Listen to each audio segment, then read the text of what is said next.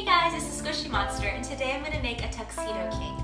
And I'm going to scale mine down for my purpose, but the whole recipe will be available on thesquishymonster.com.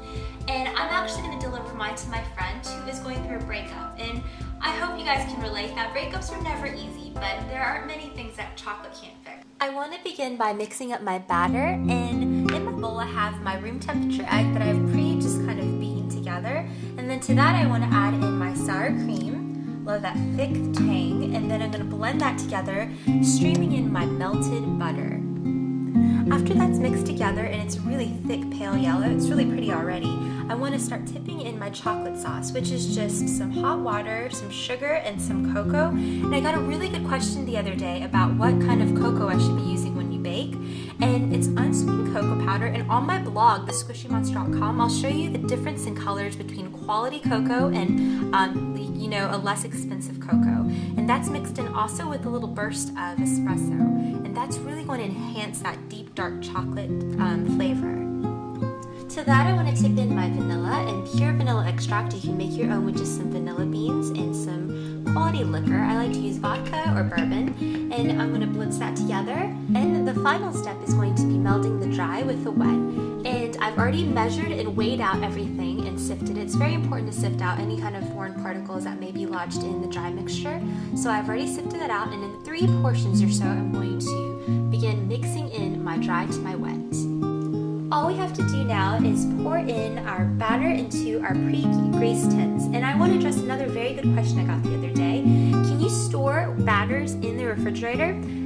You can if you desire a flat cake. So what happens is that when the dry and the wet get together, there's a chemical reaction that occurs. So for example, the baking powder begins to be activated. So if you must, you can separate the two and have the wet ingredients in one bowl and dry ingredients in another bowl, and store it in the refrigerator until you need it, and then let it all reach room temperature and then put it together and bake it off if you're in a rush or something like that. But so all we have to do is pour it into the tins, and you can pre-measure them, or you can weigh them out with a digital scale just to ensure accuracy that each cake will be level. So while my cakes are baking, I can start on my ganache. So I'm going to measure out about a half a cup of heavy cream, and no worries, all my directions and measurements and recipe can be found on thesquishymonster.com. So to that, I want to weigh out 4 ounces of chocolate chips. So let's spoon that in there. And then I want to tip in just a little bit of vanilla, just like that, and some salt. And you can use kosher salt if you'd like. I like using fine salt whenever I bake or make any sweets, just like that. And you can utilize the double boiler method, or you can just zap the whole thing and do the lazy method in the microwave. That means we can also work on our whipped cream frosting. So I have some cold whipping cream or heavy cream, and I'm going to whip that together with my whisk attachment with a little bit of sifted powdered sugar, and it only counts if you sift it before you measure it. So a little bit of powdered sugar and some vanilla. And you can also infuse this with any type of liquor or liqueurs you'd like.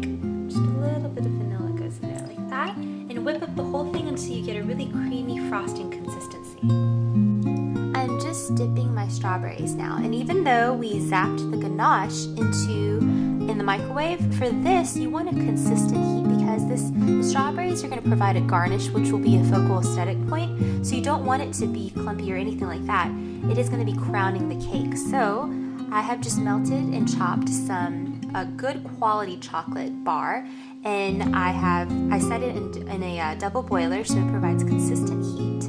And I'm just taking each strawberry and just swirling kind of a little bit, making sure it's coated evenly, dripping off excess, and having a parchment or a silk pad or whatever you want to use standing by to make sure you lay them on there like that.